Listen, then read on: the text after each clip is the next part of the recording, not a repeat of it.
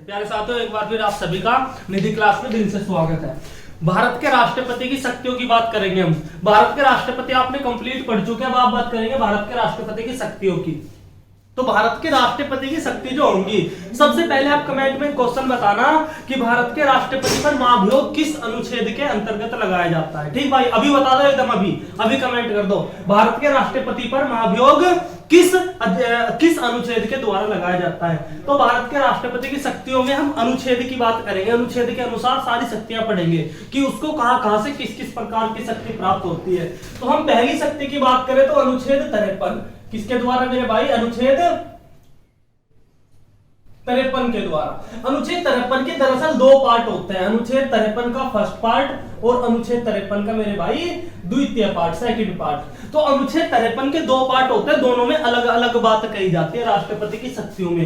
देखो, अनुच्छेद जब राष्ट्रपति पढ़ाया होगा तो अनुच्छेद 52 से सीधा 54 पे हम कूद के गए थे, 53 को छोड़ दिया था। तो अनुच्छेद 53 में वही बात लिखेंगे। तो अनुच्छेद 53 में दरअसल राष्ट्रपति की थोड़ी सी शक्तियों की बात की जाती है। और वो शक्ति है क्या एक्चुअली में? वो ये होता है भाई कि राष्ट्रपति की शक्ति जो होगी आर्टिकल 53 के अनुसार कि संघ की कार्यपालिका शक्ति, सारी संघ की, किसकी मेरे भाई? संघ की बात कर रहे, संघ की कार्यपालिका शक्ति, संघ की कार्यपालिका शक्ति किसमें निहित होती है जी? राष्ट्रपति।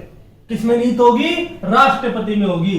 संघ की कार्यपालिका शक्ति राष्ट्रपति में निहित होती है, राष्ट्रपति में निहित होती है। और ये बहुत इंपॉर्टेंट लाइन है भाई, राष्ट्रपति में निहित होती है कि समस्त कार्यपालिका शक्ति जो संघ की अर्थात जो केंद्र की सारी शक्ति होगी, जो केंद्र की समस्त कार्यपालिका कार्य करने की जो शक्ति होगी, चाहे वह कार्य किसी के भी द्वारा किया जाए, प्रधानमंत्री के द्वारा किया जाए, मंत्री परिषद के द्वारा किया जाए या मंत्री परिषद के किसी अन्य मंत्री द्वारा की जाए, तो सबकी शक्ति किसमें निहित होती है जी? आर्टिकल 53 के 1 के अनुसार संघ की कार्यपालिका शक्ति किसमें निहित होगी मेरे भाई?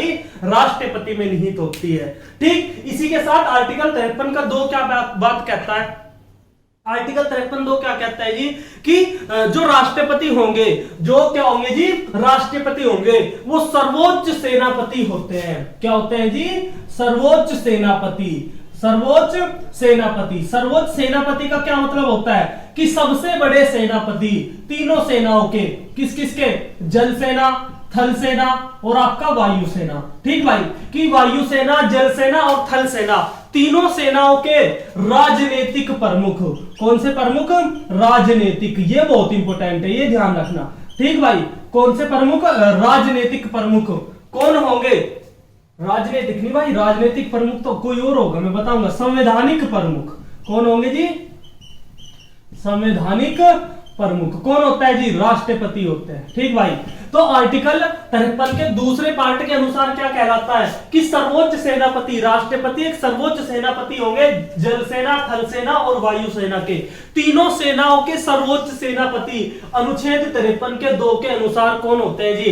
राष्ट्रपति होते हैं। और कैसे होते हैं ये भी? वो भी संवैधानिक प्रमुख होते हैं, संविधान के अनुसार प्रमुख होते हैं। एक वर्ड यहां पर लिखा गया था, ये भी राजनीतिक प्रमुख है ना, ये ध्यान रखना थोड़ा सा। राजनीतिक प्रमुख कि तीनों सेनाओं के राजनीतिक प्रमुख कौन होते हैं? कि तीनों सेनाओं के राजनीतिक प्रमुख आपके प्रधानमंत्री होते हैं। कौन होते हैं जी? प्रधानमंत्री। तो राजनीतिक प्रमुख तो प्रधानमंत्री होंगे और संवैधानिक प्रमुख आपके कौन होते हैं जी? राष्ट्रपति होते हैं। बात बिल्कुल पल्ले बांध लो, गांठ बांध लो, इंपॉर्टेंट क्वेश्चन निकल जाता है कभी कभी। तो आपका संवैधानिक प्रमुख राष्ट्रपति और राजनीतिक प्रमुख प्रधानमंत्री होते हैं। अनुच्छेद 53 यही बताता है। अनुच्छेद 53 के 2 पार्ट और दोनों आपको बहुत अच्छी तरीके से समझ आ गए होंगे। ठीक भाई, आर्टिकल अगला पढ़ते हैं। और राष्ट्रपति की शक्तियों में आर्टिकल अगला आता है अनुच्छेद 72। बढ़िया आर्टिकल है, अनुच्छेद 72। अनुच्छेद 72 जो है भाई, ये किस प्रकार का अनुच्छेद है जी? अनुच्छेद 72 में लिखी जाती है क्षमा आदि की शक्ति। क्या जी? क्षमा करने की शक्ति। क्या जी? क्षमा करने की शक्ति। अच्छा, क्षमा करने की शक्ति राष्ट्रपति को दी जाती है। क्षमा मतलब होता है जी माफ करना। क्या जी? माफ करना। आप माफ किए जा सकते हो राष्ट्रपति द्वारा।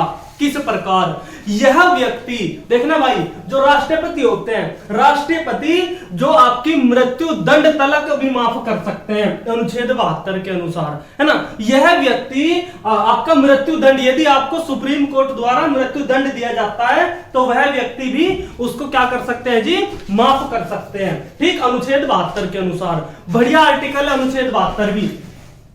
इसके बाद क्षमा आदि करने की शक्ति किसको दी जाती है, राष्ट्रपति को दी जाती है। क्षमा आदि की शक्ति में आपके कई शक्तियां होंगी, जैसे क्षमा आदि की शक्ति आप पढ़ोगे तो क्या पढ़ोगे, जैसे यदि किसी को दंड दिया जाता हो, दंडादेश, निलंबन, है ना, वही सारी चीजें। देखो क्षमा में आप कौन कौन सी शक्ति पढ़ोगे, परिहार की शक्ति, परिहार पहली शक्ति, निलंबन, निलंबन, निलंबन, परिहार, आपका मृत्यु दंड, क्षमा, मृत्यु क्षमा, है ना। ये सारी चीजें देखना भाई, जो परिहार, निलंबन या मृत्यु दंड, दंडादेश जो होते हैं, है ना, वो किस किस से प्रकार से अनुच्छेद 72 के अनुसार राष्ट्रपति माफ करते हैं। परिहार और निलंबन और मृत्यु क्षमा का मतलब समझिए क्या होता है।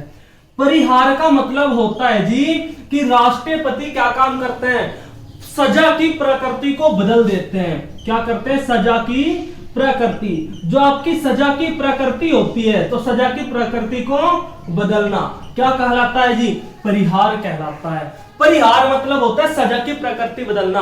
आपको कोई सजा दे दी गई और आपको उस सजा के अनुसार ये बात कही गई कि आपको कठोर कारावास दे दिया जाए।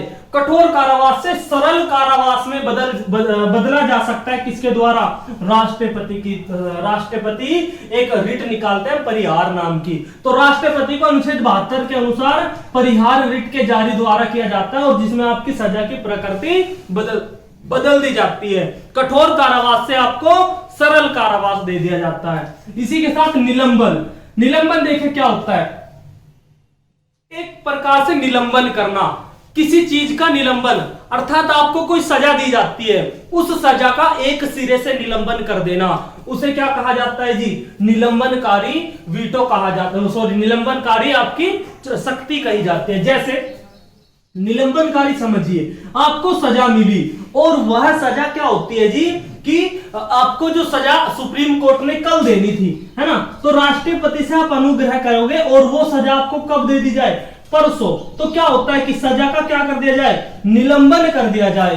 तो सजा का निलंबन करके आपको 2 दिन बाद, 10 दिन बाद, 20 दिन बाद वो सजा सुनाई जाए। तो राष्ट्रपति के कहने पर, ठीक भाई, राष्ट्रपति के कहने पर किसी भी सजा का क्या किया जा सकता है जी, निलंबन किया जा सकता है ना। एक प्रकार से उसे, एक प्रकार से आप लिख सकते हो कि खारिज किया जा सकता है।